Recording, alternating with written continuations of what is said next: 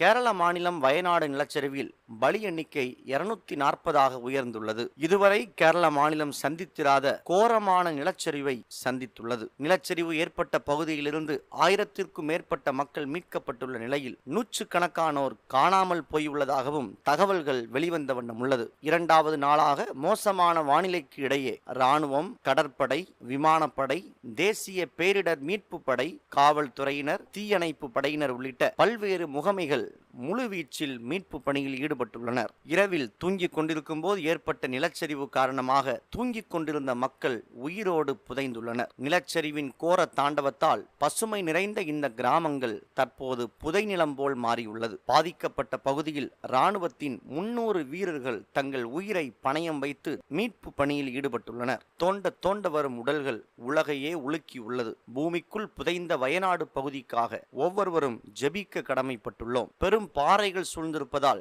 மீட்பு இயந்திரங்கள் வருவதில் தாமதமும் தடைகளும் உள்ளது. மேலும் மணல் பகுதி புதை மணல் போல் காட்சியளிப்பதால் தங்கள் உயிரை பணயம் வைத்துதான் உள்ளே இறங்க வேண்டிய சூழல் மீட்பு பணியினருக்கு ஏற்பட்டுள்ளது. காணாமல் போனவர்கள் கண்டுபிடிக்கப்படவும், உயிருக்கு போராடி கொண்டிருப்போர் மீட்கப்படவும், தங்கள் குடும்ப அங்கத்தினர்களை இழந்தவர்களுக்கு தேவன் ஆறுதல் அளிக்கவும் பாரத்தோடு ஜெபிப்போம். இந்த காணொளியை மறவாமல் உங்கள் நண்பர்களுக்கும் பகிர்ந்து கொள்ளுங்கள்.